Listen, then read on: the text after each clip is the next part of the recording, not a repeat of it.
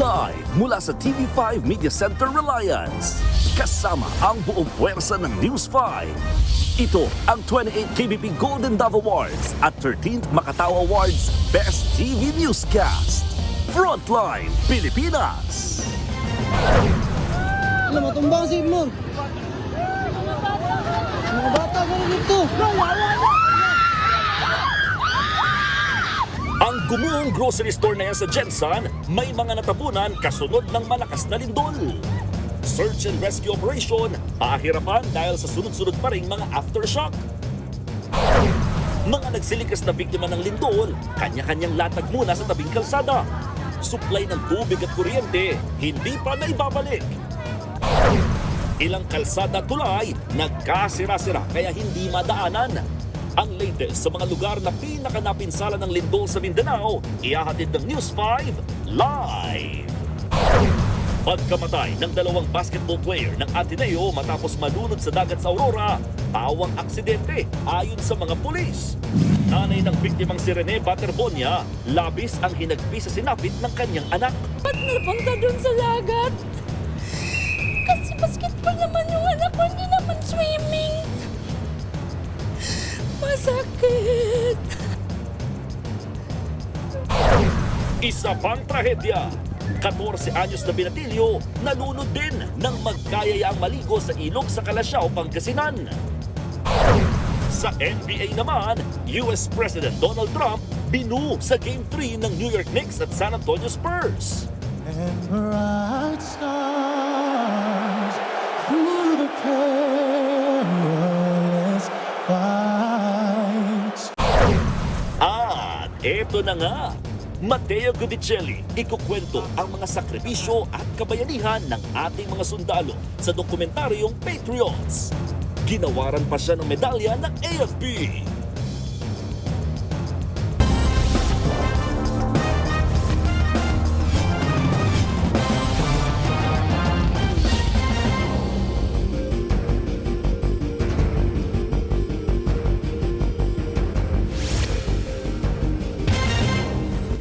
Matapos tamaan ng mapaminsalang lindol, brownout ngayon sa malaking bahagi ng General Santos City. Kaya naman mabenta ron ngayon ang mga solar panel.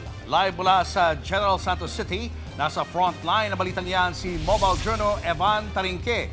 Evan, may detalye na ba kung gaano karaming bahay ang wala pa rin kuryente? Julius, Cheryl, habang nananatiling alerto ang General Santos City matapos nga ang 7.8 magnitude na lindol, kapansin-pansin ang mga diskarte ng ilang mga residente para makaraos sa kawalan ng kuryente at iba pang pangangailangan. Ito na ang pangalawang araw na walang kuryente sa maraming bahagi ng General Santos City matapos ang malakas sa pagyanig. Dahil dito, dumagsa ang ilang residente sa mga tindahan at palengke para bumili ng mga mini solar panel na maaaring pagkunan ng kuryente para sa kanilang mga cellphone at iba pang gadget. Pagamat hindi ganun kabilis ang pag-charge, malaking tulong na rin ito para makapag-text at makakuha ng mahalagang impormasyon habang nakakaranas sa emergency. Samantala, marami rin ang pinipiling manatili muna sa labas ng kanilang mga bahay dahil sa pangamba ng posibleng aftershock at sa takot na matrap kaya kung muling lumikas ang pagyanig. At dahil sa matinding init, ginagamit din ng ilan ang kanilang mga nabiling solar panel para paandarin ang maliit na mga electric fan at iba pang pangunahing kagamitan. Kaugnay niyan, sinabi ni Department of Energy Secretary Sharon Garin na mahirap pang tiyakin kung kailan may babalik ang kuryente sa lugar. Pakinggan natin ang kanyang pahayag. Take longer. Some houses might be faster. Pero yung availability po ng power, we are working hard na within this week. Tapos na po lahat. Julius, Cheryl, sa mga oras na ito patuloy nga nakakaramdam ng aftershocks itong General Santos City at kanina nga wala pang 2 minuto muli na namang naramdaman yung paggalaw ng lupa. Kaya naman yung ilang mga residente dito nandito muna sa labas ng mga establishmento nag-aantay para kahit papano kung sakali man tumama muli yung isang malakas na aftershock ready sila para makatakbo agad papunta doon sa kanilang ligtas na lugar. Julius, Cheryl. Maraming salamat, Mobile Journal Evan Tarinque. Itinuturing ng PHIVOLCS na the big one ang lindol na nagpayanig kahapon sa malaking bahagi ng Mindanao. Live mula sa headquarters ng PHIVOLCS sa Quezon City, nasa frontline ng balitang yan si weather frontliner Alvin Pura. Alvin, mahigit 1,000 aftershocks na ang naitala sa Mindanao. Ano pang latest? Yes, Cheryl, kung makikita nyo dito sa aking likuran, ito po yung PHIVOLCS REDAS o Rapid Earthquake Damage Assessment System ng PHIVOLCS. At pinapakita dito, ito pong mga kulay dilaw, ang mga naitalang aftershocks simula kahapon pa. Pinakamataas pa po yan, o umabot pa nga yan sa hanggang 6.4 magnitude kahapon ng umaga. At ngayong araw ito, pinakamataas naman sa 5.2 magnitude na kanina po yung umaga rin. At ang ating latest na naitala is kanina pa, 6:07 p.m. na umabot naman sa hanggang 5.4 magnitude. So, ito po yan. So, napakarami po pong ating mga aftershocks na natatanggap simula kahapon. Kaya mga kapatid, mag-ingat pa rin po tayo, lalong-lalo na po doon sa mga bumabalik na sa ating mga tahanan at bahay dahil nga tuloy-tuloy pa rin po yung ating mga aftershocks na nararanasan. Especially po doon sa mga areas na damage na or medyo na rattle or naalog pa nitong nakaraang lindol. So medyo delikado pa rin po yan. Para sa iba pang detalye, nandito po si Sir Paulo Sawi, ang ating Science Research Analyst na nagmula sa PHIVOLCS. Sir Paulo, ano pa bang ating mga detalye about sa ating lindol? So sa ngayon po, as of 5 a.m., meron na po tayong recorded na aftershock na 1,401.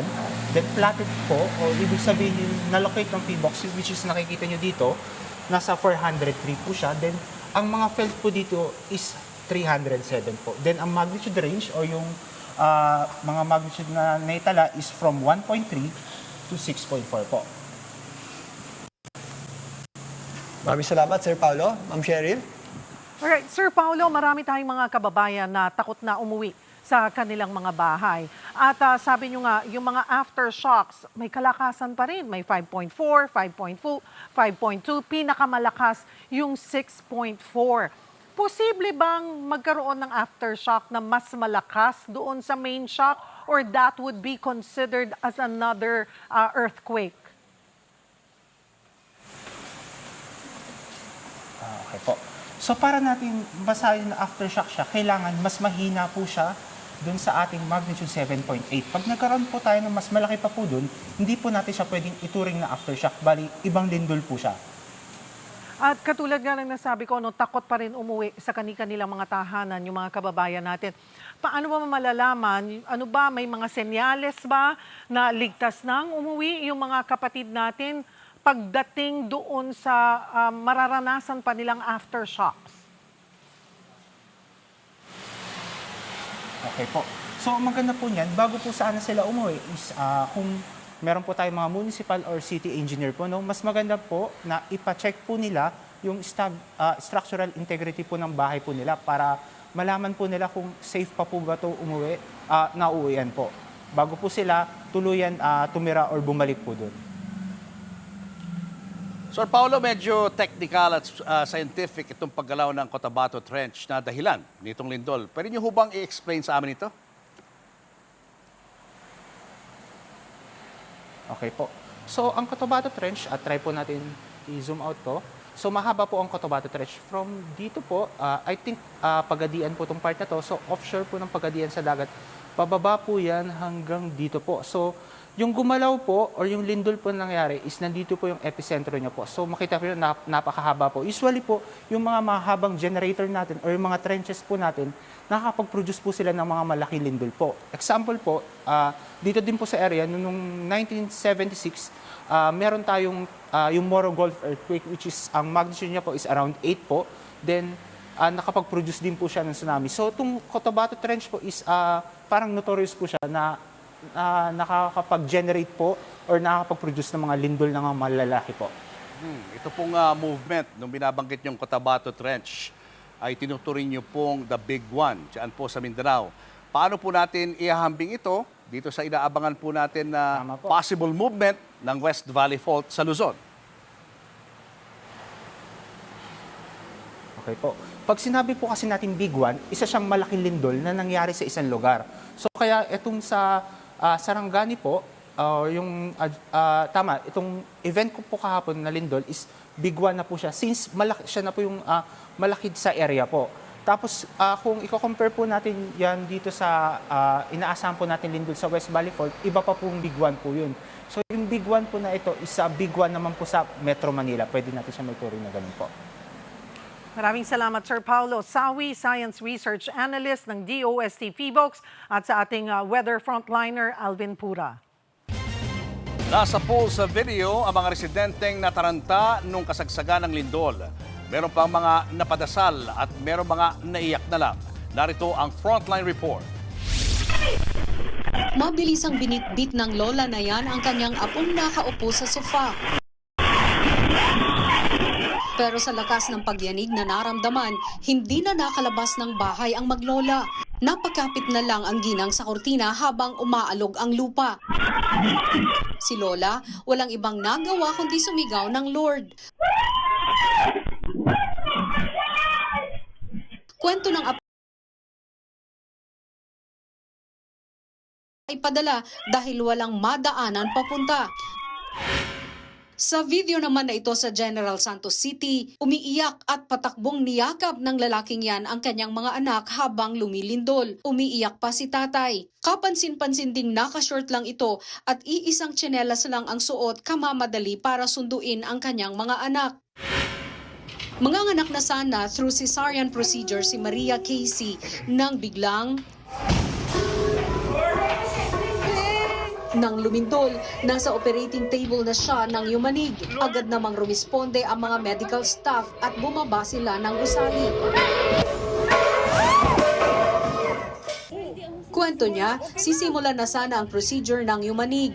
Mabuti na lang at hindi pa ito natuloy kaya mabilis silang nakaaksyon. Pero patuloy ang iyak ng ginang sa takot. Nagbagsakan naman ang mga gamit sa bahay na ito sa General Santos City.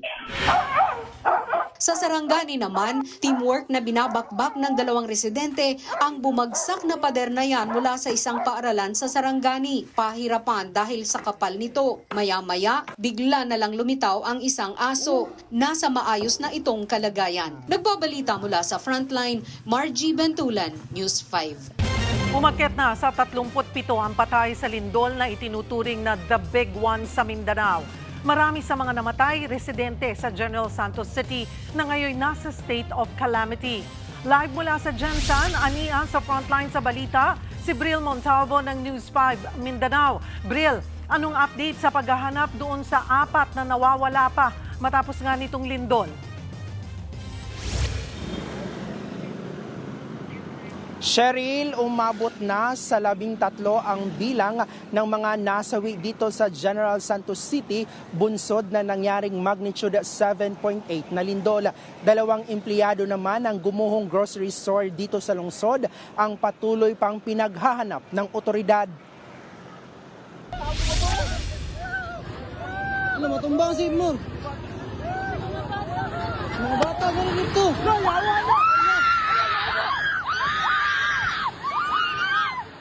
Gumuho ang grocery store na yan sa Barangay Kalumpang, General Santos City sa kasagsagan ng magnitude 7.8 na lindol sa Mindanao.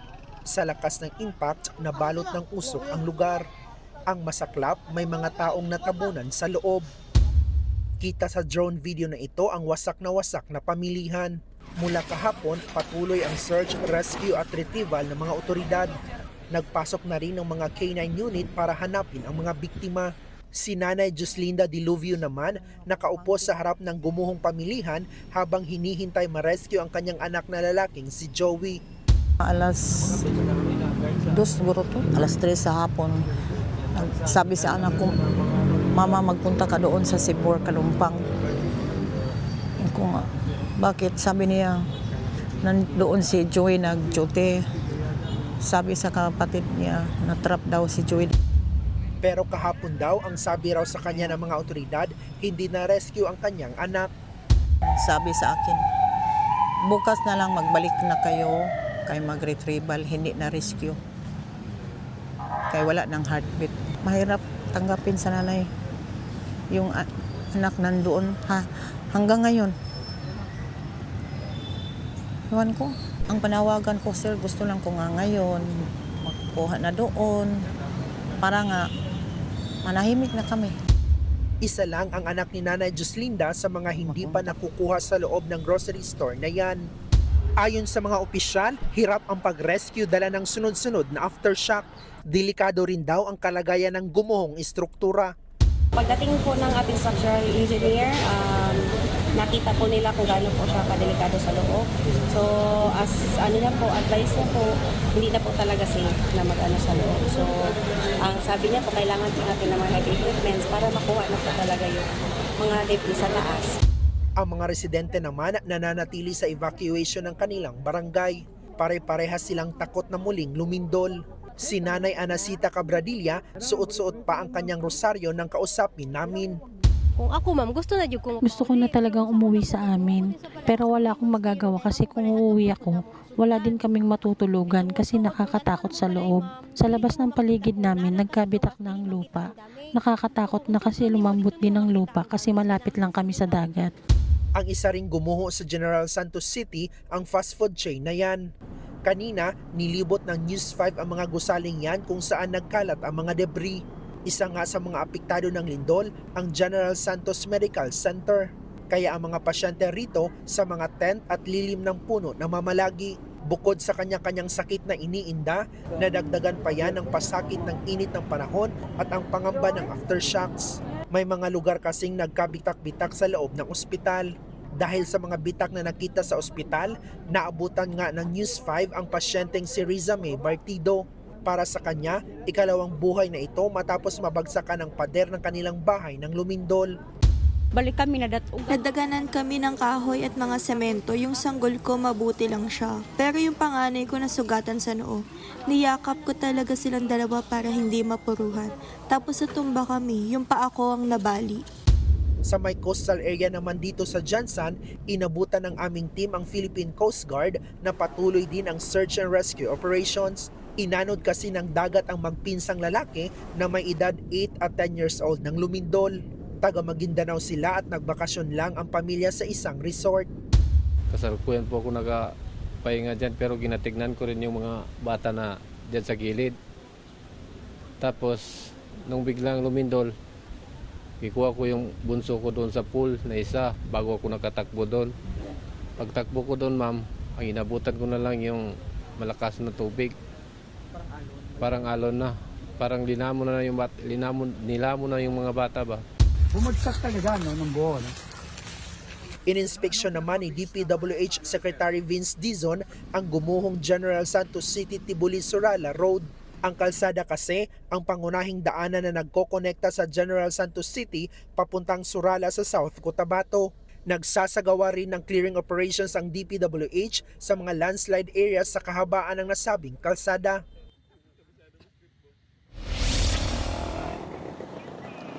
Cheryl, bago maggabi ngayong hapon ay itinigil muna ang search and rescue operation sa apat pang na missing dito nga sa nangyaring pagguho noong Lunes dito sa General Santos City.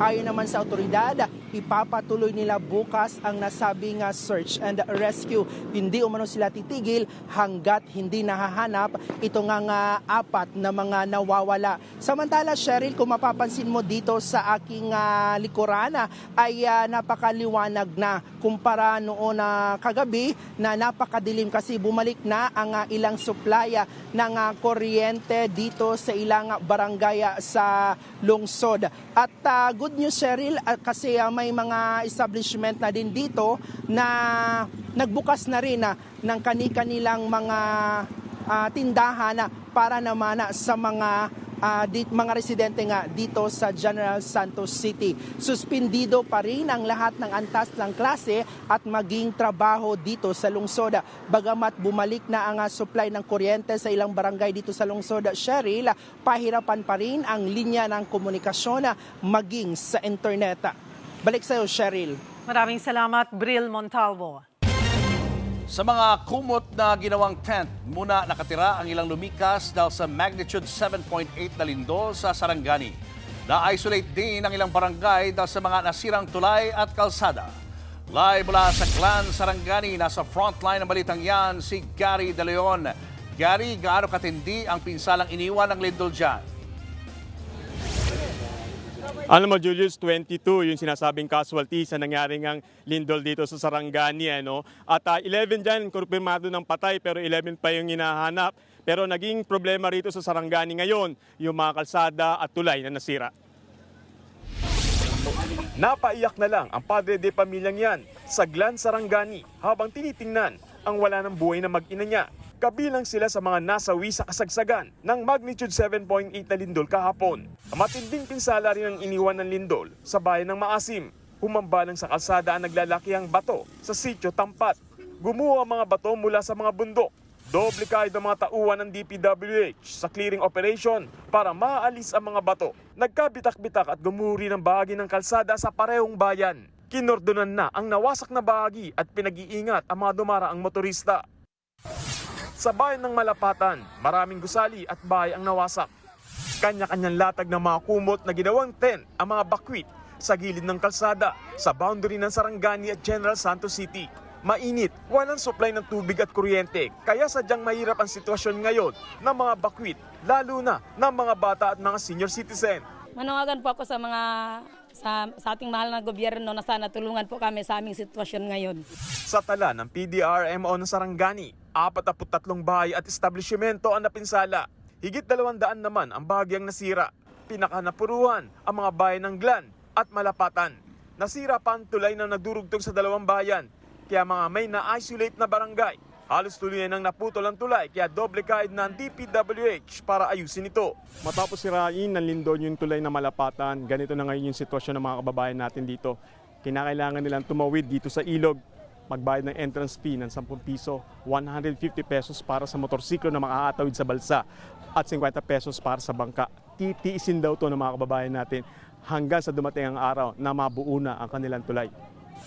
Buwis-buhay naman nila sa mga tumatawid sa ilog at may pagkakataon ng muntik tumobang bangka.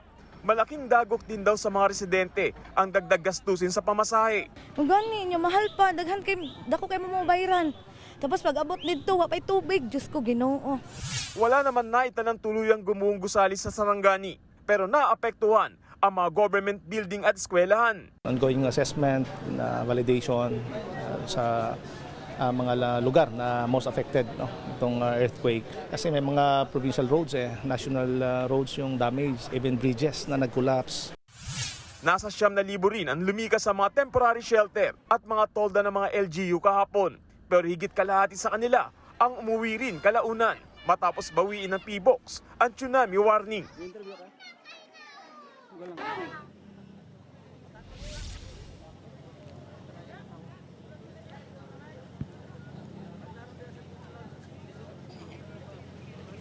Julius, nandito ako ngayon sa may Malapatan. Ito yung bridge na naputol nga matapos ngayon malakas na lindol dito sa Sarangani. Napakita ko lamang sa yung lugar. Etong lugar na to ay nag-uugnay sa Glan, sa bayan ng Glan. At yung bayan ng Glan ay na-isolate sila. At karamihan ng mga kabayan natin, makita nyo sa lugar, naghihintay silang mga tawid. Yung iba, dumiskarte kanina, tumawid sa tulay. Tumawid sila sa tulay. Nagbayad ng 150 mga motor, 50 pesos sa mga tao, pero may entrance fee pa na 10 piso.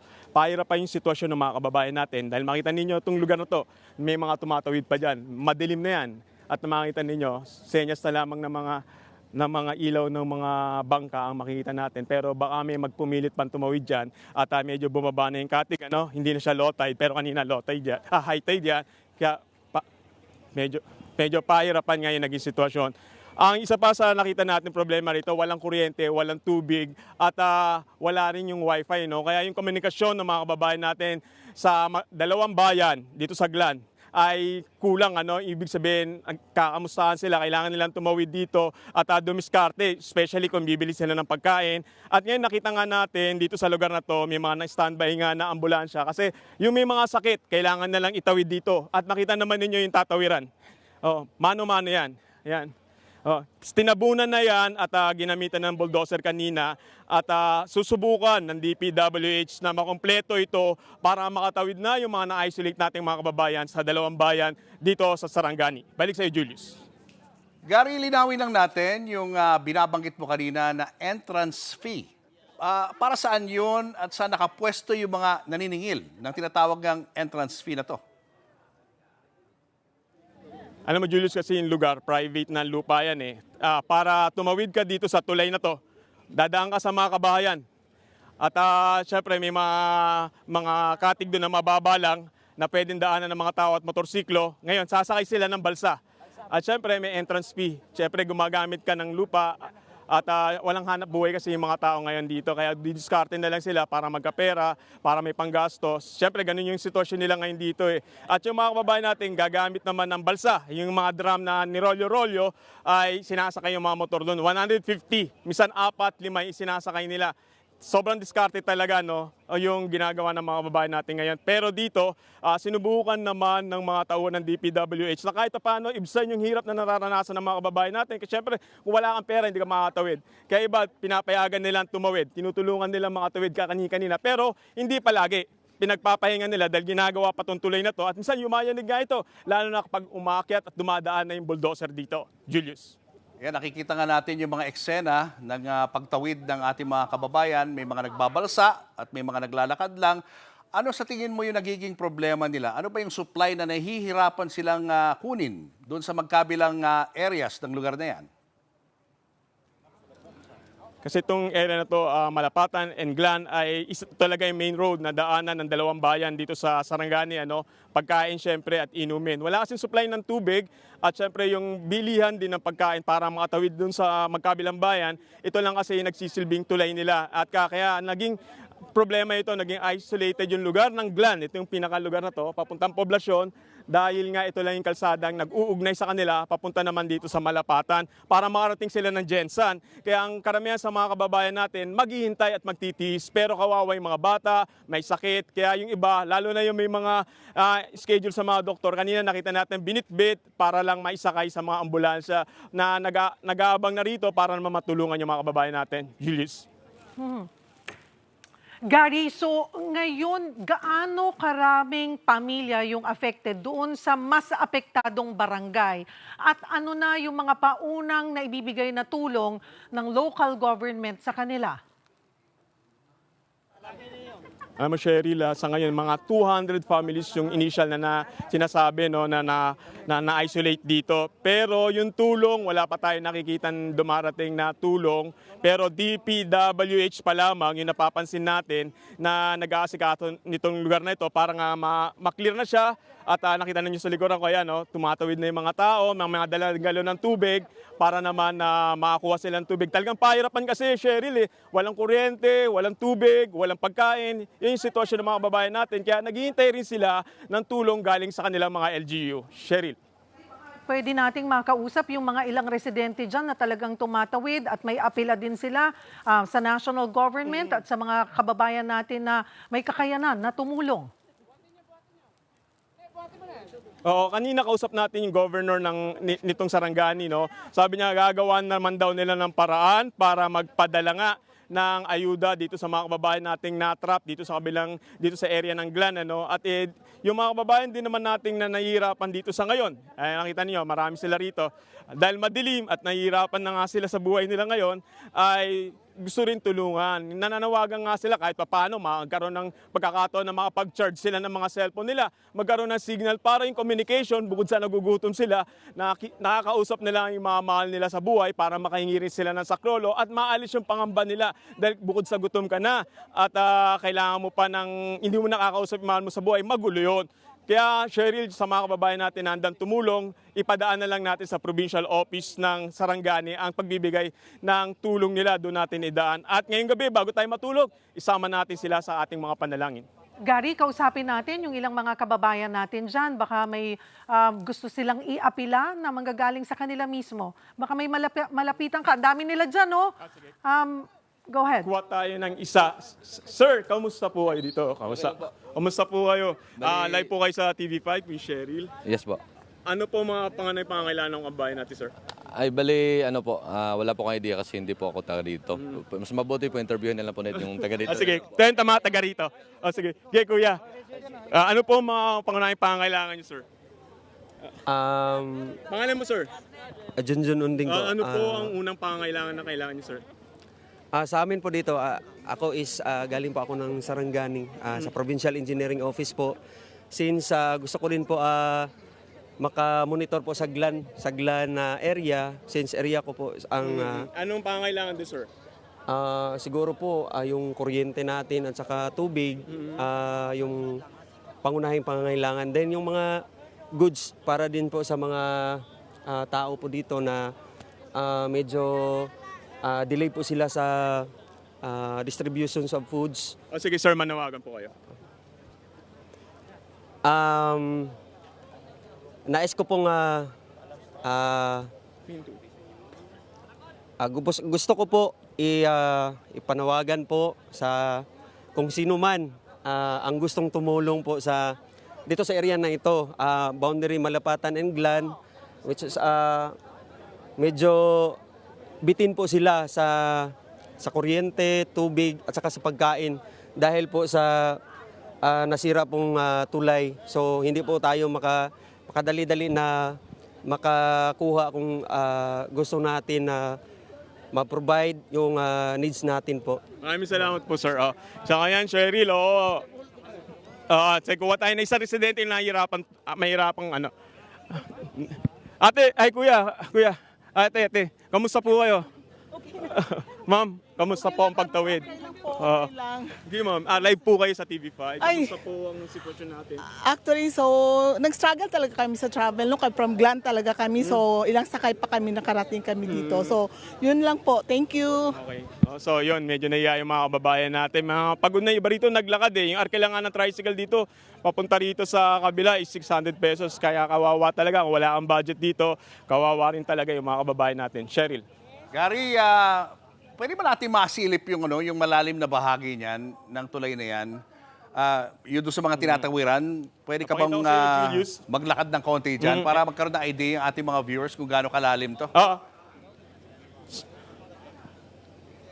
Actually, nalagyan na siya ng tabon, nalagyan na siya ng tabon. Pero kung tutusin, ganito siya kalalim. Parang mga 20 feet din yung lalim niya. At ngayon, maghapon silang tinabunan na ng lupa. Kaya nagkaroon ng access yung mga kababayan natin na tumawid na yan. Kasi yung mga yan, hindi makatawid mula kanina dahil wala nga silang pambayad. Yung entrance fees, 50 pesos sa bangka, 150 pesos sa motorsiklo. Kaya medyo kawawa rin yung mga kababayan natin. Sige, mag-iingat kayo dyan, Gary. Hopefully, dumating ang mga tulong na kailangan ng ating mga kababayan dyan. Maraming salamat, Gary De Leon. Bilang pakikiisa sa mga biktima ng lindol sa Mindanao, idodonate ng mga senador sa Gatchalian Block ang 1 buwan nilang sahod. Ayon sa Senate New Majority, bagamat maliit ang kontribusyon, ay inaanyayahan din nila ang iba pang mga kapwa-senador na makiisa. Ito raw ang tamang panahon na maipakita ang pagmamalasakit at patunayang lahat sila ay senador ng mga Pilipino kahit pa sila'y may mga paksyon. Hinikayat din nila ang ibang mga Pilipino na mag-abot ng tulong o panalangin kung makakaya. Naghahanda na rin ang mga senador sa Gatchalian Block na bumisita sa mga lugar na apektado ng lindol. Kasunod ng malakas na pagyanig sa Mindanao, kanselado ang ilang flights sa Ninoy Aquino International Airport. Live mula sa NAIA Terminal 3, nasa frontline ng balitang yan si Gerard de la Peña. Gerard, ilang airlines ang nagkansela ng flights dyan at hanggang kailan ito?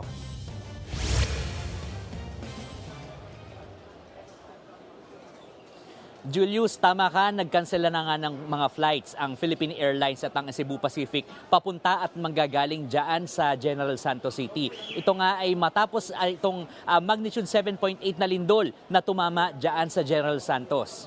Ayon nga sa Department of Transportation, nagkalasan ng ilang bahagi ng kisame sa loob ng General Santos International Airport. Basag ang mga bintana at nagkandasira-sira ang mga pader. Sa ganyang estado ngayon sa paliparan, kaya hindi pa pwedeng gamitin ito. Ay sa Civil Aviation Authority of the Philippines o CAAP, kinakailangan pang suriin ang structural integrity ng paliparan para malaman kung ano pa ang mga dapat ayusin dito. Sa ibinabang notice to airmen ng CAAP, hindi pa magagamit ang Jensan Airport hanggang hanggang Huwebes, June 11. Pero ayon naman sa Department of Transportation, mukhang aabuti ng higit 1 linggo bago magamit muli ang paliparan. Kanina ay ininspeksyon ng DOTR ang pinsalang tinamo ng airport. Tinitingnan na rin ng mga structural engineer ang passenger terminal building. Nabasag din daw kasi ang mga salamin sa control tower ng airport. Hindi pa raw magbabalik ang commercial operations ng airport hanggat hindi sila makakakuha ng certification na ligtas na itong gamitin. Pero target ng kagawaran na magkaroon ng partial operations sa susunod na linggo. Narito ang pahayag ni Acting Transportation Secretary Giovanni Lopez. We have to identify a certain portion of the PPP kung saan pwede kami we do a partial operations. So kausap din namin yung mga airlines kanina, ayusin namin. So in 1 week, baka may balik na namin yung commercial operations.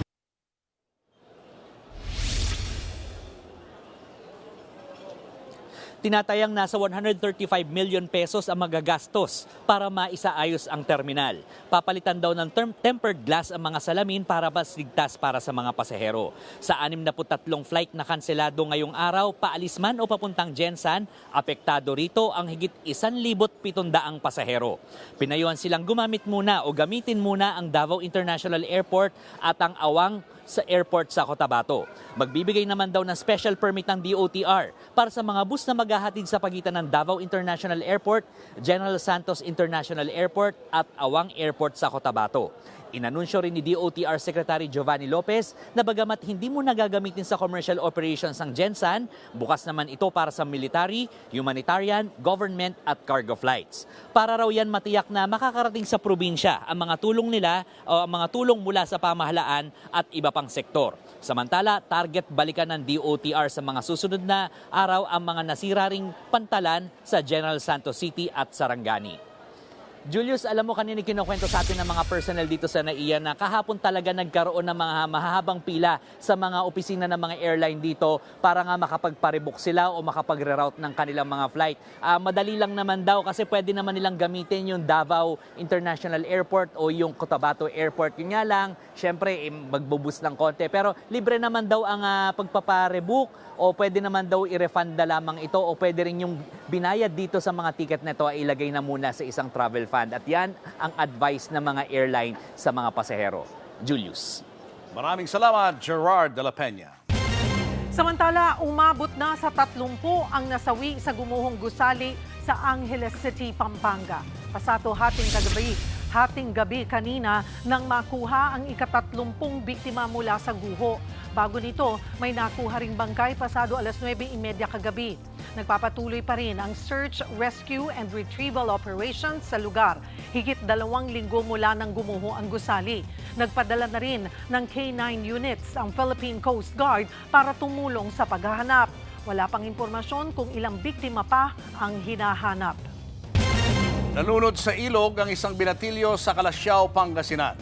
Nagkayayaan daw silang mag-swimming na mga kalaro niya sa basketball hanggang sa bigla silang tinangay ng agos. Narito ang Frontline Report.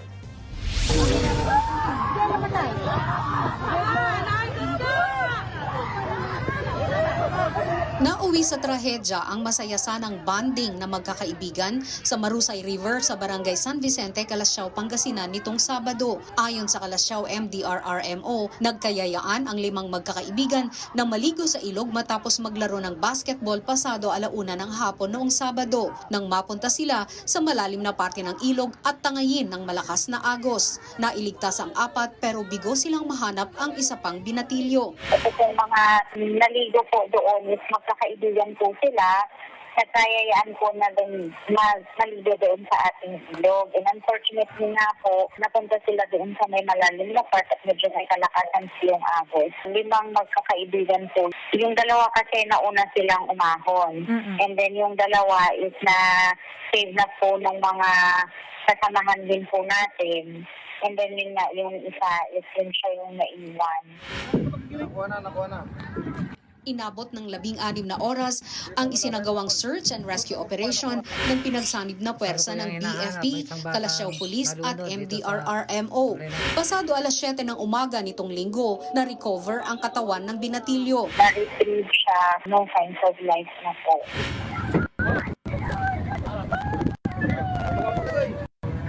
Ang biktima, 14 anyos na lalaki na residente ng San Manuel, Pangasinan. Mahigpit na ipinagbabawal ng Kalasyaw LGU ang paliligo sa Marusay River, lalo pat nasa 100 talampakan ang lalim ng ilog at may kalakasan ang agos. Pagamat patuloy naman yung ating pagbibigay paalala, ito yung mga instances kasi na yung mga ibang mga residents, especially itong mga kabataan, ay nakakagawa pa rin ng paraan para makaligo sila. Naiuwi na sa bayan ng San Manuel ang labi ng biktima. Nagbabalita mula sa Frontline, Margie Bentulan, News 5. Labis ang hinagpis ng ina ng isa sa mga student athlete na nalunod sa dagat sa gitna ng team building activity sa Aurora. Marami raw siyang tanong kaugnay sa nangyari sa kanyang anak na nagsimula pa lang na maabot ang pangarap. Live mula sa Quezon City, sa frontline ng balitang yan, Simon Gualdez. Mon, ano pa ang mga hinaing ng nanay ng nasawing atleta? Alam mo, Cheryl, nakakadurog ng puso nang dumating dito sa Maynila galing Agusan del Sur ang pamilya ng isa sa 2 nasawing basketball players matapos malunod. Hindi raw kasi nila alam kung anong klaseng training ang pinagdaanan ng anak na tumapos sa matayog na pangarap ng basketballista. Mugto na ang mata dahil sa walang tigil na pag-iyak si Rovelyn Baterbonia na bumiyahe pa mula Agusan del Sur pa Maynila. Siya ang nanay ng 19 anyos na basketball player na si Rene Clert Baterbonia na kasama sa 2 nasawi sa team building activity ng Ateneo Men's Basketball Team sa Dipakulaw, Aurora. Git ni Nanay Rovelyn, hindi raw niya alam kung anong klaseng training ang ipinaalam ng incoming first-year college student na anak. Kung sinabi pa lang nila, matanong ko na sa anak ko, kaya mo ba yun? Para madesisyonan namin. Hindi ko alam ba't ganun ang nangyari. Malaki talagang tanong ko, ba't napunta dun sa dagat? Kasi basketball naman yung anak ko, hindi naman swimming. Masakit. Sobrang support ko mula bata hanggang ngayon. Tapos ginanon lang nila. Sa video na ito na kumalat sa social media, kitang nayakap pa ni Rovelyn si Rene Clert sa huling pagkakataon bago ito lumipad pa Maynila.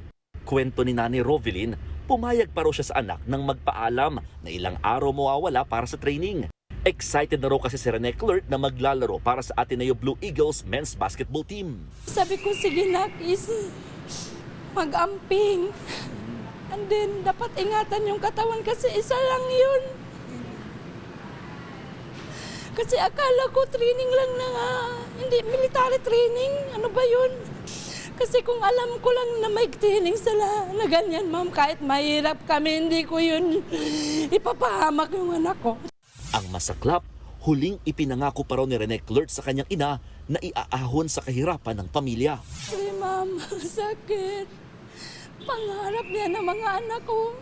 Mahirap kami pero sinusuportan ko talagang mga anak ko para makapag-aral, makapagtapos.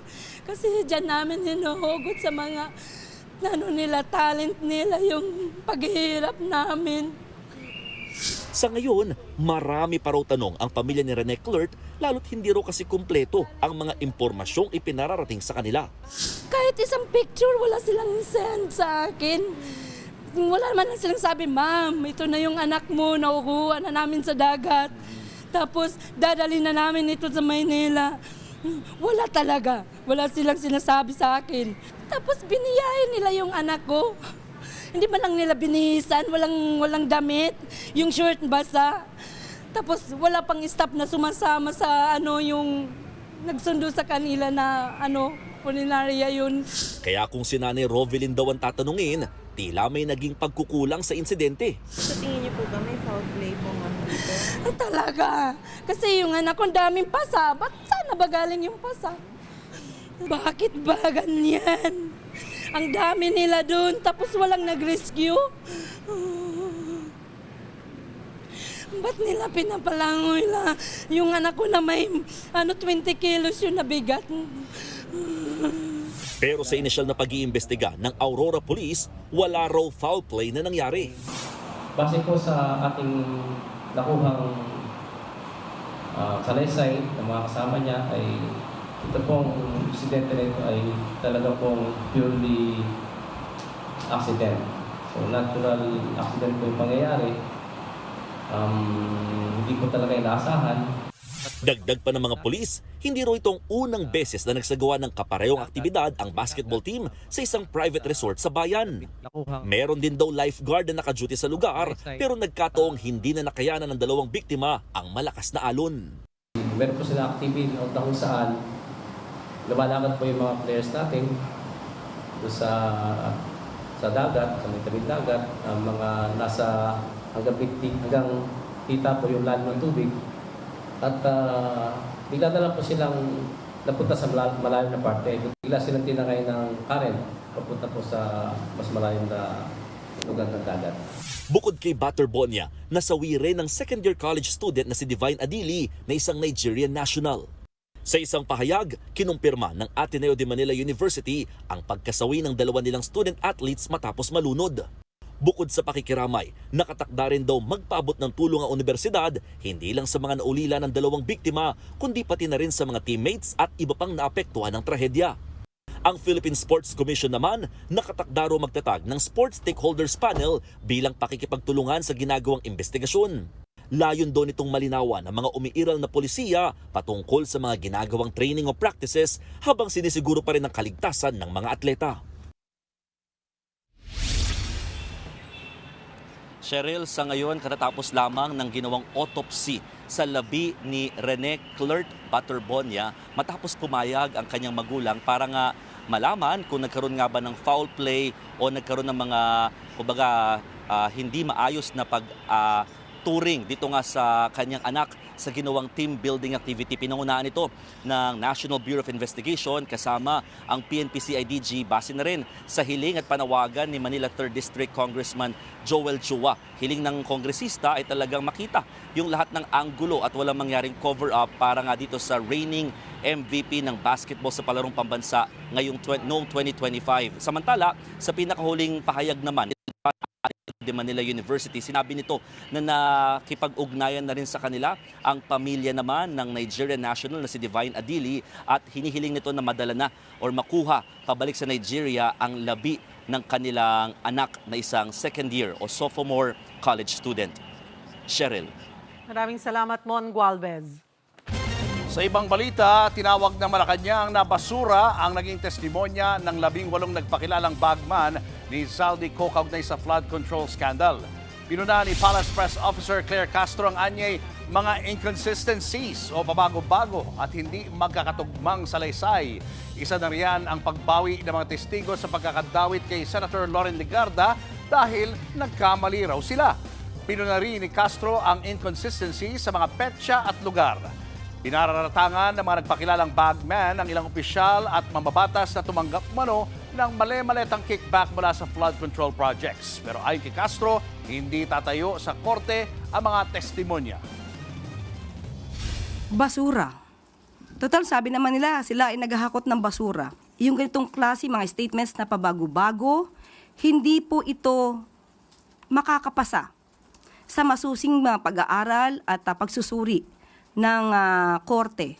So, dito pa lamang po makikita na natin kung ano-anong klase ang mga kwento nila para makapanira lamang. Showbiz, eto na nga! Mga kapatid, eto na nga ang mga umaarangkadang showbiz balita ngayong Martes. Bubuhayin ng bagong documentary show ni Matteo Guidicelli ang ating pagiging makabansa. Sa gitna po yan ng mga ingay sa politika. Mapapanood na ang Patriots sa One News ngayong darating na June 13. Nasa frontline ng balitang yan, si MJ Marfori. Husband, actor, soldier, producer, at ngayon naman, dokumentarista? Get you a man who can do it all. Yan ang peg ni Second Lieutenant Matteo Guidicelli. First salvo niya sa One News ang documentary na Patriots, kung saan mas ipapakilala niya sa atin ang ilan sa mga unsung heroes ng Armed Forces of the Philippines. It's very important we represent the Armed Forces of the Philippines as best as we can to inspire the youth, inspire the next generation. Because hindi talaga perfecto yung nangyayari ngayon sa bansa natin. Sobrang sakit sa puso. But we have to continue moving forward and not lose hope and not lose integrity. Dahil dyan, ginawaran siya ng medalya ng AFP. It's not for myself or it's not for me, but it's for the soldiers that we represent. We're just here as storytellers. Sila ang may mga kwento na dapat natin sabihin. 13 kwento ng tapang, sakripisyo at serbisyo ng mga sundalong Pilipino ang ibabahagi ni Mateo sa Patriots. Pero pangako niya, the stories won't stop here. Napaka-delicate yung mga kwento natin, MJ, no? And I'm very thankful that these soldiers gave us the opportunity to represent and tell their stories. Ang isang kwento dito, si General Alberto, our commanding general of the Philippine Army 7 years ago. He lost his son in battle, 26-year-old Captain Marky Alberto. It was my promise to him nung funeral na, Sir, hindi natin makalimutan ang kwento ni Marky. Ikwento natin yan. We'll make him live forever. His sacrifice for the country. Bukod sa kanyang dokumentarista era, gagraduate na rin si Mateo sa kanyang leadership executive course sa Harvard. Nakatakda siyang lumipad going Boston para dumalo sa graduation ceremony. Abangan ng Patriots hosted by 2nd Lieutenant Mateo Guidicelli this June 13 at 6 p.m. sa One News at soon sa 1PH at TV5. Nagbabalita mula sa Frontline, MJ Marfori, News 5. Susunod sa sa CCTV, binatilyong biglang tumawid kahit naka-green light, nabundol ng motorsiklo. Inarestong suspect na tanggal ang posas at nagawang agawin at i-drive ang police mobile. Sigaw ng mga police, stop the car! At mga atleta nagpaabot ng pakikiramay sa biglang pagkamatay ni Rene Baterbonia at Divine Adili. Abangan ang lahat ng yan sa pagbabalik ng Frontline Pilipinas.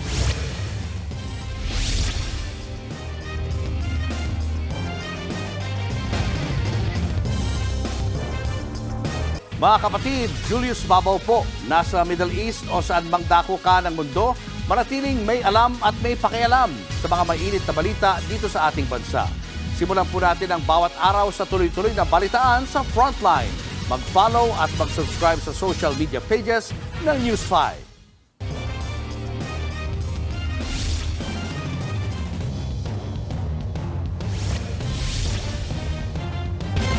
Formal nang sinampahan ng reklamong administratibo ang pulis na sa pilitang inaresto ang nakagit-gitan niyang senior citizen driver sa Taguig City. Nagtungo sa tanggapan ng NAPOLCOM ang driver na si Santiago Parado para magsampa ng reklamo laban kay Police Corporal Simeon Suwan. Una na niya itong sinampahan ng kasong kriminal na grave threat at physical injury. Sa press conference, dinitali rin ni Parado ang nangyaring gitgitan at kung paano siya binantaan ni Suwan. Nagkaroon daw sila ng kasunduan sa barangay noong araw din yun. Pero nang kumalat na sa social media ang video ng sapilitang pag-aresto sa kanya, binalikan umano siya ni Suwan at sinabing ipapakulong siya. Sinabi niya, kung ano lang ito, swerte ka lang ito na matagal na pulis yung nakasagupa ko. Dahil kung yung mga bata-bata pa rin na pulis, babarilin daw ako. Hindi lang naman ako nainig. Nung tumatakbo na kami, huwag ka lang kita makikita sa kali. Pag nakita kita sa kali, bang maniyo ka, babarilin kita. Sabing ganun sa akin. Nasa pool sa CCTV ang isang binatilyo sa Cebu City na nabundol ng motor matapos tumawid sa kalsada kahit naka-green light pa. Sa video makikita ang grupo ng kabataang yan sa gilid ng intersection. Maya-maya, isa sa kanila ang biglang patalon-talon na tumawid. Dito na siya nabundol ng paparating na motor. Tumila po ng biktima ang rider at ang angkas nito. Agad namang nakatayo ang tatlo pero sermon ang inabot ng binatilyo mula sa rider. Ayon sa pulisya, lumabag sa curfew ang mga kabataan noong oras na yon. Sa huli, nauwi sa aregluhan ang insidente.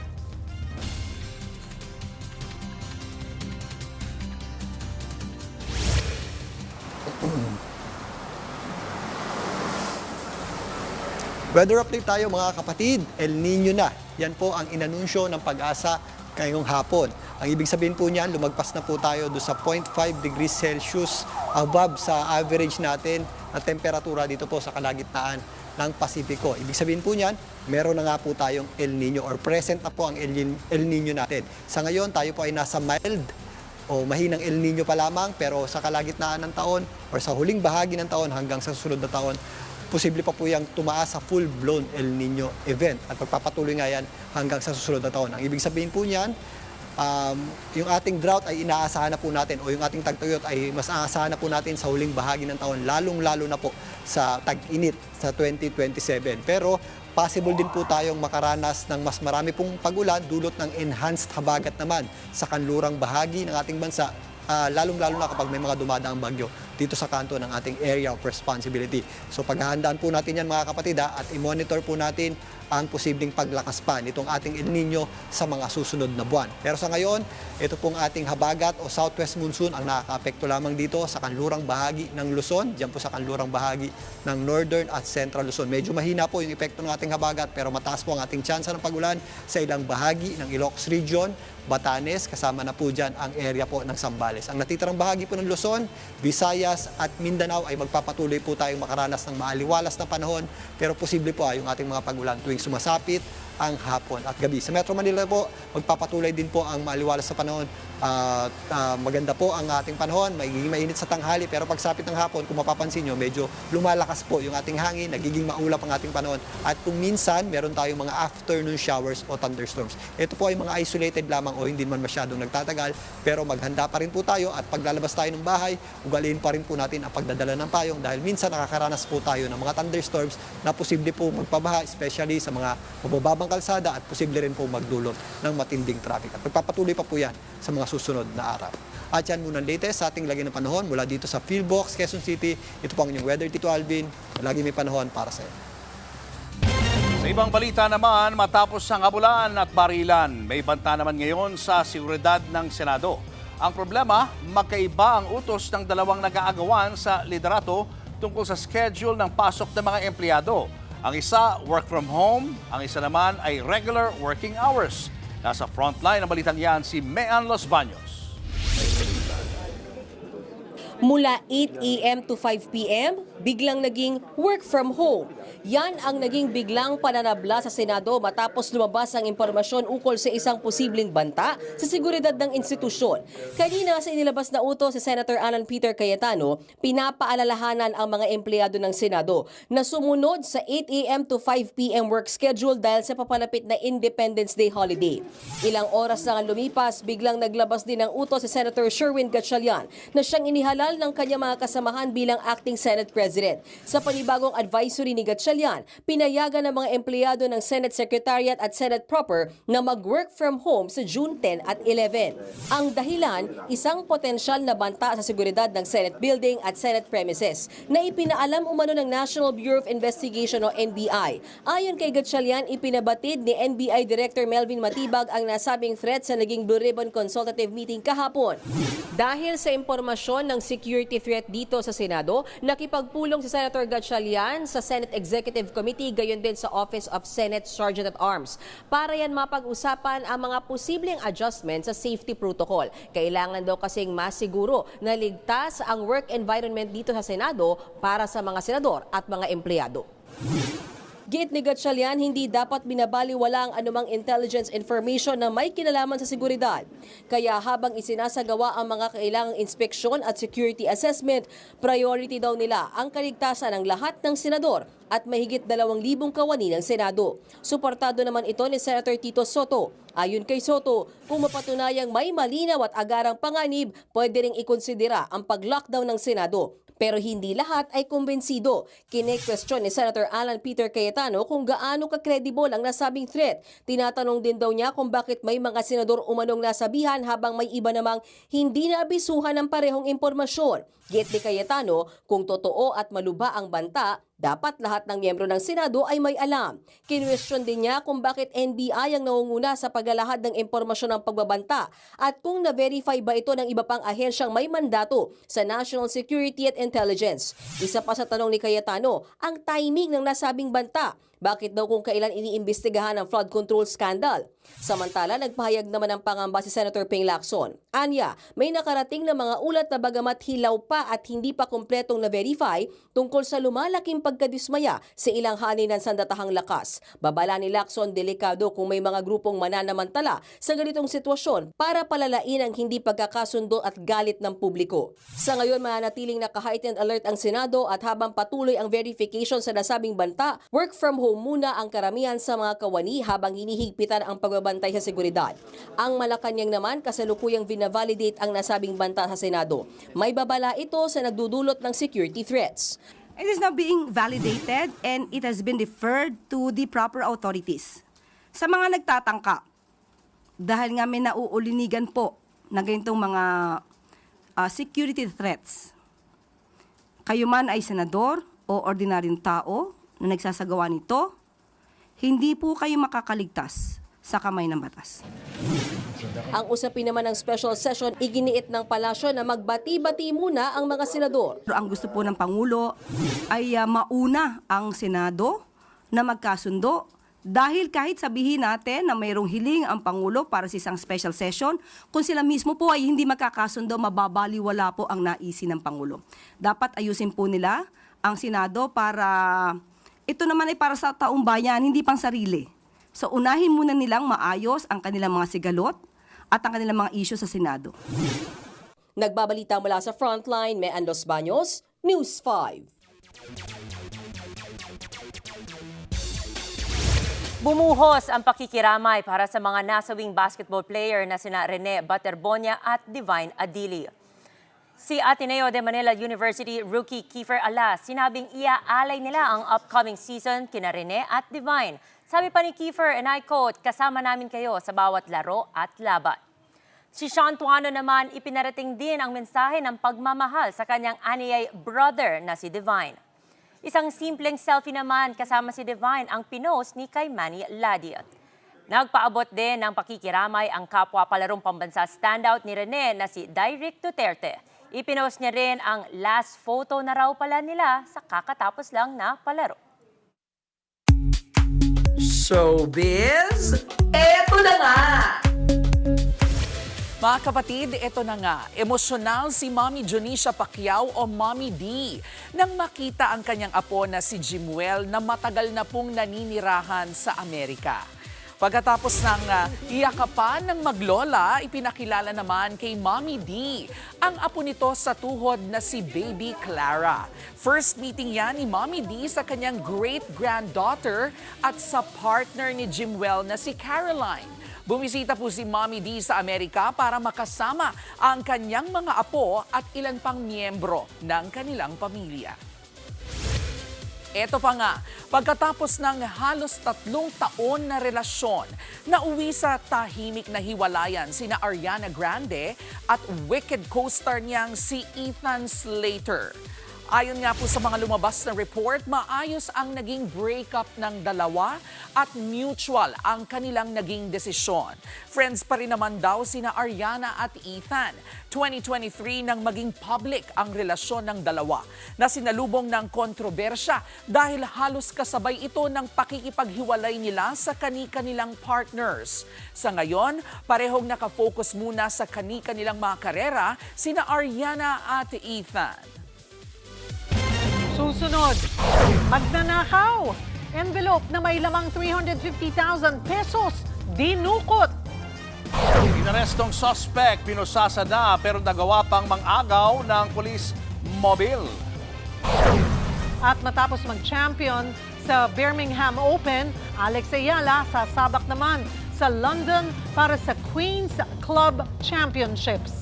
Yan at iba pa sa pagbabalik ng Frontline Pilipinas.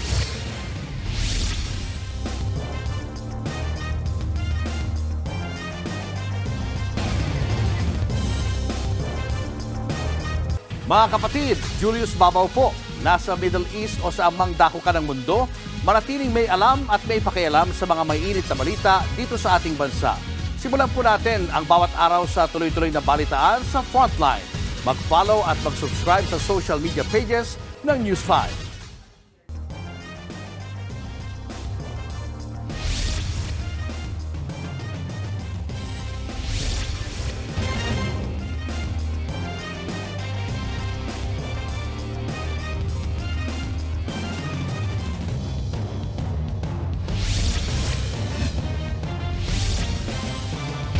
negosyo na naging bato pa. Dinukot kasi ng kawatan ang 350,000 pesos na puhunan sana sa itatayong bagong negosyo. Narito ang Frontline Report. Naglalakad sa kahabaan ng Halsema Highway ang babaeng ito Lunes ng hapon. Nakabuntot sa kanya ang isang lalaki. Ilang saglit pa, may dinukot ang lalaki sa bag ng babae sabay tawid sa kabilang kalsada. Napansin naman agad ito ng babae at kinapa ang kanyang backpack. Sinubukan niyang habulin ng lalaki, pero agad itong nakatakas. Ayon sa biktimang si Jenny, isang envelope na may lamang 350,000 pesos ang natangay ng lalaki. Gagamitin sana itong pampuhunan sa negosyo ng kanyang amo na buy and sell ng gulay. Hindi ko alam, sa totoo lang. Diyan ka lang ay tawag dun, your drink, ika lang, dingi shock mo nga parang hindi mo in-expect na that time. Kasi so ako naka-apply dito eh. Yung gusto mo lang sana is lumaban sila ng patas. Kasi syempre tayo, lumalaban tayo ng patas sa mga ganong katawan nila. Bata pa naman sila, pwede silang ang daming ang matatanda dyan, nagtatrabaho pa rin sa trading post.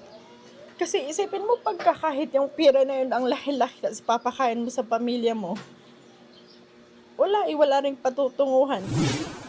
Ayon sa La Trinidad Police, posibleng natiktikan na si Jenny sa isang kainan sa bayan kung saan iniabot ng kanyang amo ang pera. Ngayon, tinitignan natin yung mga lahat ng mga CCTV na possible na dinaanan niya at nung saan galing yung biktima. At may nakakita tayong mga CCTV. So, base sa mga CCTV natin na nakuha, tingnan natin yung mga anggulo. Mag-ingat po kung mayroon tayong mga ganyang kalaking pera na i-secure po natin ng maigi. Ikinaalarma naman ng La Trinidad LGU ang insidente lalo pat marami ang nagpupunta sa bayan para mag-buy and sell ng gulay. Bukod pa riyan ang dagsa ng mga turista sa strawberry farm at iba pang pasyalan sa bayan. At napag-usapan po natin to with our chief of police at yun nga, pinag-usapan natin who is that person, and at the same time, ongoing po yung investigation ngayon ng ating kapulisan. Sinusundan po lahat yung ating mga CCTVs. Patuloy ang backtracking ng mga pulis sa tulong ng CCTV para matukoy ang pagkakakilanlan ng suspect. Nagbabalita mula sa Frontline, Ana Cruz, News 5. Formal nang pinakilala bilang Senate Secretary si Attorney Renato Bantog Jr. ng Gatchalian Block sa isang pulong para sa paghahanda ng State of the Nation Address ni Pangulong Bongbong Marcos. Nagpaalala naman ng Kamara na magiging simple lang ang SONA ngayong taon. Nasa frontline na balitang yan si Marian Enriquez. Umarangkada na ang paghahanda para sa ikalimang State of the Nation Address ni Pangulong Bongbong Marcos. Ngayong araw, ginanap ang unang interagency meeting. Present si Senate Secretary Attorney Renato Bantog Jr. na itinalaga sa ilalim ni Senator Win Gatchalian. Nagbiro pa si Bantog sa kanyang opening statement. I never really imagined that I'd be back here again, especially under these circumstances. No? But obviously, I wasn't given much time to miss all of you. So whether you like it or not, I'm back. I'd like to thank you for sending me the invitation to be here again. Maraming salamat. Sa kabila yan ng paggiit ni Senator Alan Peter Cayetano na hindi si Bantog ang legitimate na Senate Secretary. Hanggang ngayon kasi ay ayaw magpatinag ni Cayetano. Itinutulak pa niya ang interim administration sa Senado. Sa ilalim niyan ay ang pagkakaroon ng dual signatory o joint certification kung saan dalawa ang pipirma ng mahalagang dokumento. Ang mga kasalukuyang opisyal na itinalaga at ang mga opisyal na iginigiit pa rin ang posisyon. Pero nauna na itong tinutulan ni House Prosecutor at Batangas Representative Jervin Luistro. The Constitution does not provide for interim administration, no? Ang hirap din i-conceive na dalawa ang Senate President, dalawa ang SecGen, dalawa ang Clerk of Court. There has to be one only because that's what the Constitution provides. Kung ang nire-recognize ng House ay ang leadership ni Acting SP Win, then we are recognizing the same leadership. Kasama rin sa pulong ngayong araw ang mga kinatawan ng House of Representatives sa pangunguna ni Secretary General Sheloy Garafil. Muli niyang pinaalala na tulad noong 2025, magiging simple ang SONA ng Pangulo ngayong taon. I think will be a simple SONA. in keeping with the time. So there will be no red carpet, no long gowns. We've specifically mentioned that we're urging everyone, especially the ladies, to just wear simple Filipiniana dress. So even some of the preparations that we've done are all geared towards keeping it simple but still dignified. Kasama rin sa pulong ang mga kinatawan ng Office of the President, Armed Forces of the Philippines, Philippine National Police at ang Metro Manila Development Authority o MMDA sa July 27, ang ikalimang SONA ni PBBM. Nagbabalita mula sa Frontline, Marian Enriquez, News 5. Natanggap na ng House Prosecution Panel ang Notice of Pre-Trial Conference mula sa Senate Impeachment Court. Ayon sa ang notice na yan, pirmado ni Acting Senate President Sherwin Gatchalian na siyang tatayong presiding officer. Nakatakdang i-finalize ng House Prosecution Panel ang nasa 25 witnesses sa impeachment trial ni Vice President Sara Duterte. Kabilang din sa ipipresenta ang mga ebidensya sa umano'y hindi tamang paggasta ng confidential funds ng bise. Nakatakda ang pre-trial conference sa June 18.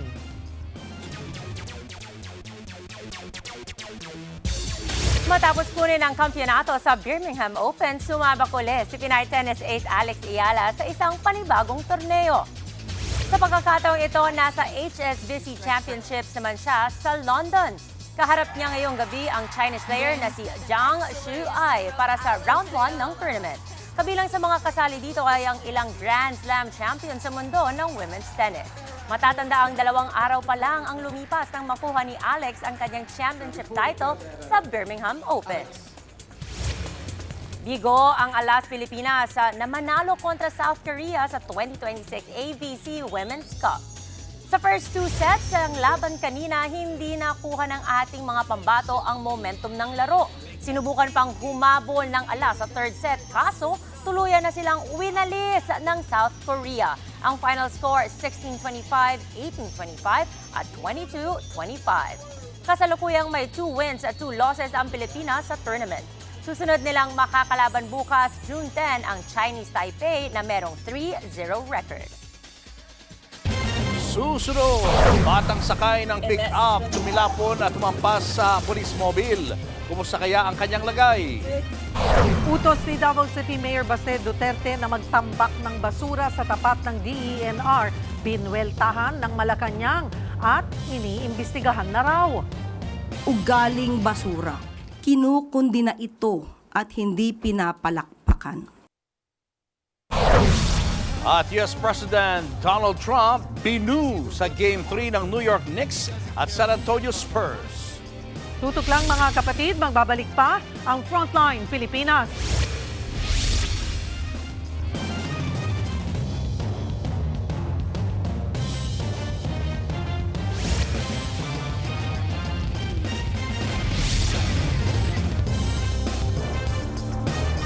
Mga kapatid, Cheryl Cosim po. Nasa Estados Unidos, Canada o saan mang dako ka ng mundo, manatiling may alam at may pakialam sa mga mainit na balita dito sa ating bansa. Simulan natin ang bawat araw sa tuloy-tuloy na balitaan sa Frontline. Mag-follow at mag-subscribe sa social media pages ng News 5.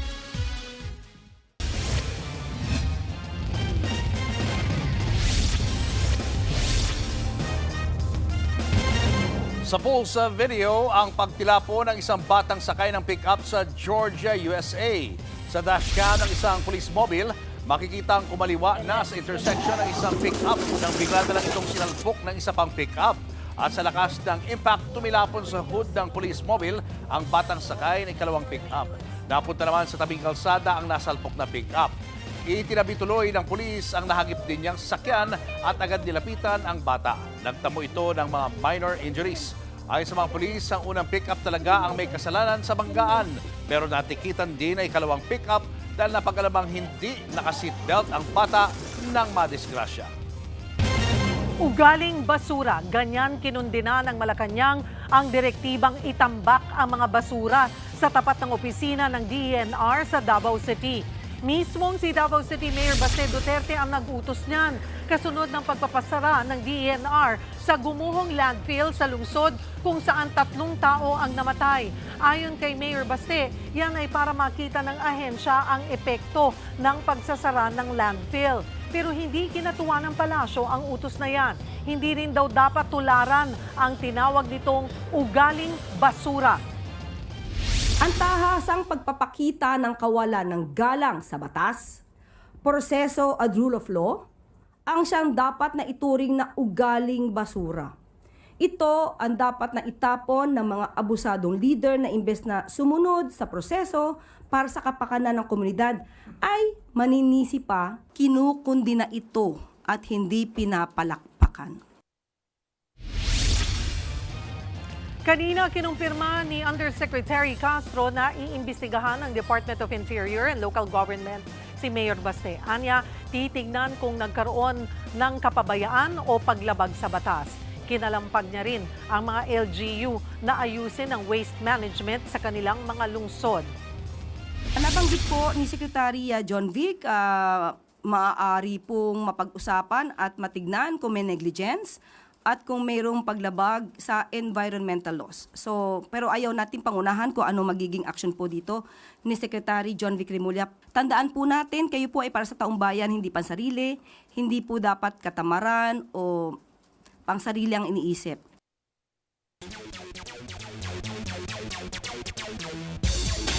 Naputol na ang winning streak ni Olympic pole vaulter Armand Duplantis. Sa Stockholm Diamond League sa Sweden, nagtapos ang 40 consecutive wins ni Duplantis. Natalo siya ng Australian pole vaulter na si Curtis Marshall. Dahil dyan, natikman din ni Duplantis ang una niyang talo simula noong July 2023. Sa kabila niyan, tanggap daw niya ng buo ang kanyang pagkatalo. Sa NBA, nabali ng New York Knicks ang sunod-sunod nilang panalo ngayong postseason. Kasabay niyan, kinainis rin ng fans ang pagbisita ni US President Donald Trump sa Game 3 ng Finals. And bright stars through the perilous fights. Sa national anthem ng arena, maririnig ang pagbuo ng crowd sa US President.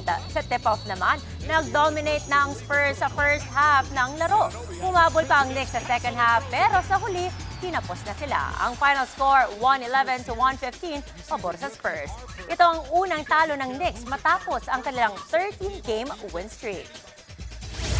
Yan muna ang latest sa frontline ng sports. Ako po si Apple David. Susunod, News 5 exclusive, tinderang senior citizen na budol ng peking parcel. At sa ating K-Alaman, Cotabato Trench na nagdulot ng the big one na lindol sa Mindanao, nananatiling misteryo dahil sa sobrang lalim nito. Tutok lang mga kapatid, magbabalik pa ang Frontline Pilipinas.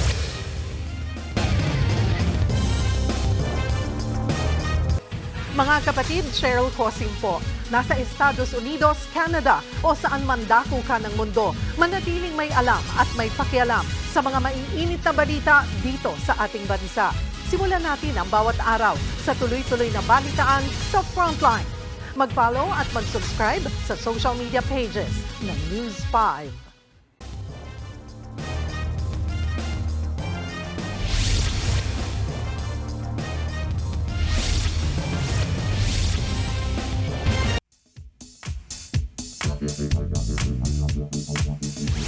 Mga kapatid, alam nyo bang sa karagatan ng Pilipinas, may lugar na mas malalim pa kaysa taas ng Mount Everest? At ito ang isa sa pinakamalalim na bahagi ng mundo, ang Cotabato Trench.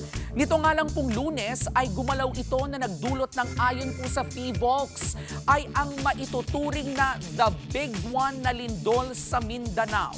Matatagpuan ang Cotabato Trench sa karagatan sa timog ng Mindanao. Hindi po biro ang lalim nito.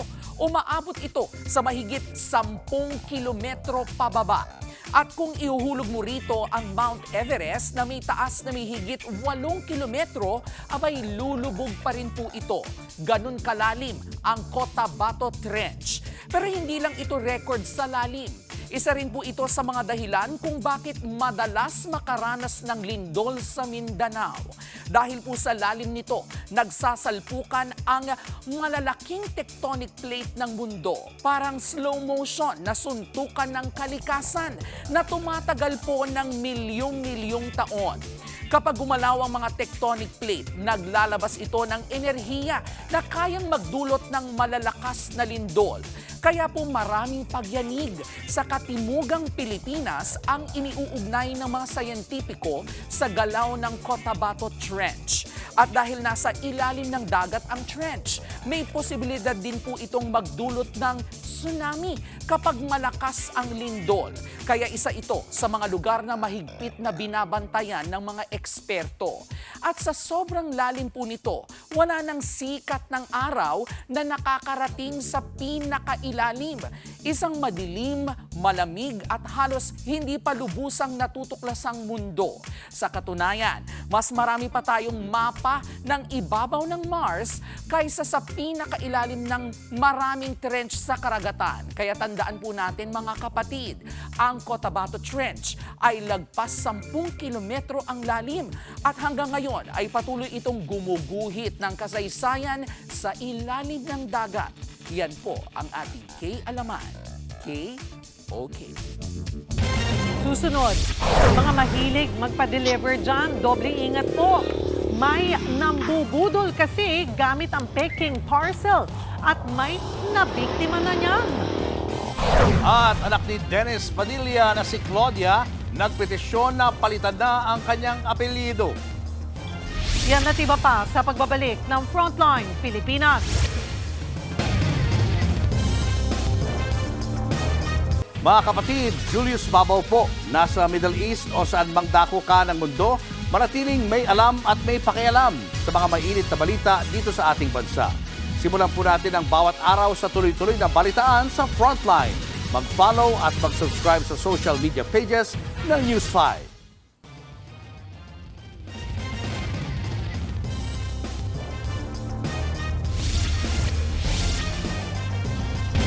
Nasa pool sa CCTV ang isang rider na nanggoyo sa isang tindahan sa Cebu. Ang kanyang modus, nagkapadala ng peking parcel at tinangay ang bayad nito. Nasa frontline ng balita si John Aroa ng News 5 Visayas Exclusive. Sa kuha ng CCTV, makikita ang lalaking yan, naka-helmet at nakatakip ang muka at may dalang parcel sa isang tindahan. May iba pang bumibili pero nang makatsyempo, nagpakilala siyang delivery rider at iniabot ang dalang package sa senior citizen na si Nanay Juliana. Order daw ito ng anak niya at cash on delivery ang bayad na nagkakahalaga ng 6,400 pesos. Agad naman niyang binayaran ni Nanay Juliana. Pero nang ibigay na niya ang parcel sa anak, dito na nabistong na scam pala sila. Pagtanaw na siya, pagtingin ng anak ko sa package, sabi niya, "Ma, wala po akong ganitong kalaki na in-order." Sabi ko, "Patay, kalokohan nito." Huli ko na napansin na pentel pen yung isinulat sa kahon. Nandun yung pangalan ng anak ko, yung amount at address nito. Nang buksan ang parcel, sirang engine block at battery ng motor ang laman nito. Agad nila itong ipinost sa social media. Isa sa mga netizen ang nakakilala sa suspect. Lumalabas na kapitbahay lang pala ng biktima ang nambudol na lalaki. Legit na delivery rider daw ito at ilang beses nang nakapag-deliver sa kanila. Ang pagkakamali ko, tanggap lang ako ng tanggap kasi wala akong masamang iniisip. Kabisado niya talaga ako na tuwing magre-receive ako ng parcel ng anak ko, bayad ako agad. Kinumpronta nila Nana Juliana ang rider at inamin umano nitong nagawa lang daw niya yun para may ipambayad sa kanyang nasagasaan. Nangako raw itong magbabayad pero hindi na raw ito mahagilap sa kanilang bahay kinabukasan. Kaya ang pulis may paalala tungkol sa ganitong mga modus. Huwag basta-bastang magbayad. Tingnan muna natin yung legitimacy ng package, merong tracking number, meron niyang shipment receipt na ibibigay sa inyo, no? And alam ko parang pinipicturan pa yan after na ma-receive, di ba? So, ganun dapat yung... Dapat din daw i-report agad sa kanila kung may mga ganitong krimen. Sa ngayon, patuloy pang tinutugis ang suspect. Nagbabalita mula sa Frontline, Janarua, News 5, Visayas! Tinangay ng mga kawatan ang aircon at iba pang gamit sa nilooban nilang bahay sa Quezon City. Yun nga lang, nang ibenta nila ito, pulis na pala ang kanilang katransaksyon.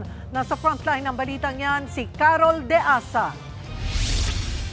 Sa kuha ng CCTV, kita ang paglabas ng dalawang lalaki sa isang bahay sa barangay Pasong Tamok sa Quezon City. Ang kanilang mga bitbit, mga nakaw na gamit pala. Nag-report sa mga pulis ang mga kaanak na may-ari ng bahay matapos madiskubre na nawawala ang ilang gamit. Base ho sa investigasyon natin, kaya ho na nalooban yung bahay is yung mga nakatira talaga doon is nag-migrate na po. So, from time to time, yung mga kamag-anak nila sa Pilipinas, sinisilip na lang yung bahay. Dumaan sila doon sa likod ng bahay, dinostrong kanila yung gate, tapos sinira pa nila yung pinto sa likod. Sa tulong ng CCTV, natunton ang dalawang sospek. Nakatanggap din ng tip ang mga pulis na may nagbebenta ng aircon, TV at iba pang gamit sa lugar. Dito na nagpanggap na buyer ang mga pulis, kaya nahuli ang mga sospek. Kinilala ang mga sospek na sina alias Victor, isang construction worker, at alias Kevin na isang tricycle driver. Kaya po tayo may anti-fencing dahil ho nang nagpanggap yung mga operatiba natin na bibilihin yung gamit nila at ibebenta naman nila. And then yung sa baril naman, dahil nga 10591, di ba? Na baril, nahulihan siya na may baril. And then, kaya kakasuhan pa rin natin sila ng Article 302, yung robbery in uninhabited place, is because yung complainant natin magre-regular filing.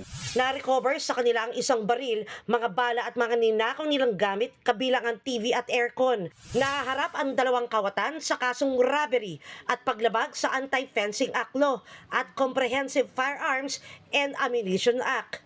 Nagbabalita mula sa Frontline, Carol De Asa, News 5! Natunton at inaresto na ang dating pulis na itinuturong nasa likod ng pagdukot at pagpatay sa South Korean na businessman na si Ji Ik-ju. Nahanap ang pulis matapos itong manood ng Facebook Live ng kasal ng kanyang anak. Nasa frontline na balitang yan si Dave Abuel. Matapos ang halos isang dekada, natunton sa isang bahay sa Pasong Tamok, Quezon City, si dating Police Lieutenant Colonel Rafael Dumlao III. Siya ang itinuturong mastermind sa pagdukot at pagpatay sa South Korean na negosyanteng si Ji Ik-ju noong 2016. Tulog pa raw noon si Dumlao nang pasukin ng mga operatiba ang bahay. Maayos naman na sumama si Dumlao. Nakuha rin sa bahay ang isang baril na nasa loob ng case. Lisensyado naman daw ang baril pero nakapangalan sa ibang tao at iniimbestigahan na ito. Inaalam din kung sino ang may-ari ng bahay na pinagtaguan ni Dumlao. Looks like he's been there for a while. Hindi namin kilala kung sino ang may-ari ng bahay. Pero may informant kami na nakita siya ron. Mataas ang pader niya, maraming puno. Nakita siya ron. Matatandaang naakwit sa kaso nung una si Dumlao ng Regional Trial Court ng Angeles City. Pero pag-akyat ng kaso sa Court of Appeals, binaliktad ang desisyon at tuluyang na-convict si Dumlao para sa mga kasong kidnapping with homicide, kidnapping and serious illegal detention at carnapping. Noong 2017, nakipagkita pa ang asawa ni Ji Ik-ju kay dating Pangulong Rodrigo Duterte para i-follow up ang kaso. Ayon sa DILG, naging susi sa pagtunton kay Dumlao ang kasal ng anak nito noong nakaraang linggo. Hindi raw umaten si Dumlao, pero pinanood naman ito ang Facebook Live kaya nakumpirma ng operatiba na nasa lugar lang siya. 3 linggo ring minanmanan ang bahay bago ikinasa ang operasyon. Iniimbestigahan din ang mga taong tumulong sa pagtatago ni Dumlao. He was alone in the house at that time, so hindi pa namin alam kung sino talagang kasama niya.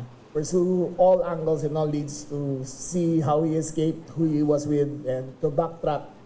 Makikita naman sa phone niya yan. Tutukuyin pa ng Court of Appeals kung saan ikukulong si Dumlao na nasa kustodiya ngayon ng PNP-CIDG. Naibalita na rin daw sa embahada at sa mga otoridad ng Korea ang pagkakaaresto kay Dumlao. Nagbabalita mula sa Frontline, Dave Abuel, News 5. Sinimulan ng ayusin ng DPWH ang tila napabayaang road project sa Dagupan City, Pangasinan. Inireklamo sa social media ang proyekto sa Arzadon Road sa Barangay Mayumbo. Sa mga post online, makikita na naiipon ng tubig sa gitna ng hindi pa natatapos na kalsada. Sa update naman ng DPWH kanina, sinimulan na raw kahapon ang construction ng nakabingping proyekto. Makikita na tinabunan at sinementohan ang kalsada. Ipinagutos din ni Secretary Vince Dizon ang garang pag-aayos niyan.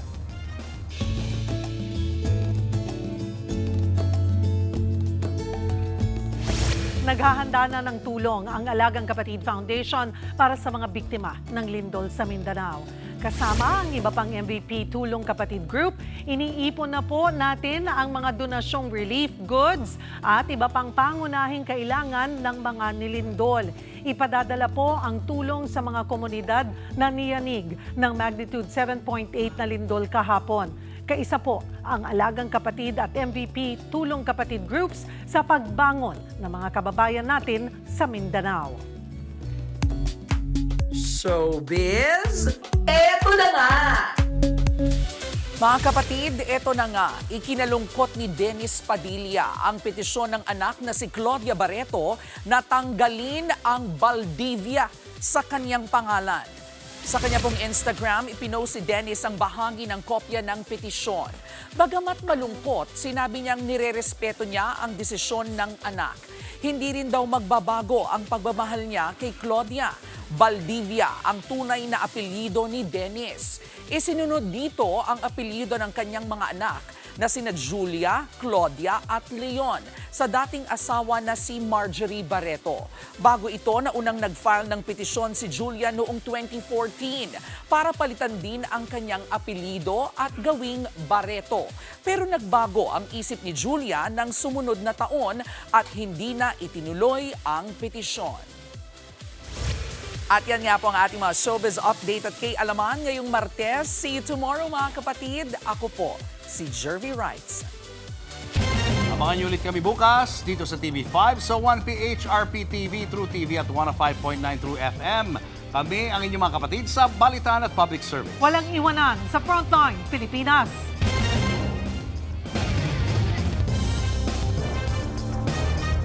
Mga kapatid, Cheryl Cosim po. Nasa Estados Unidos, Canada o saan mang dako ka ng mundo, manatiling may alam at may pakialam sa mga mainit na balita dito sa ating bansa. Simulan natin ang bawat araw sa tuloy-tuloy na balitaan sa Frontline. Mag-follow at mag-subscribe sa social media pages ng News 5.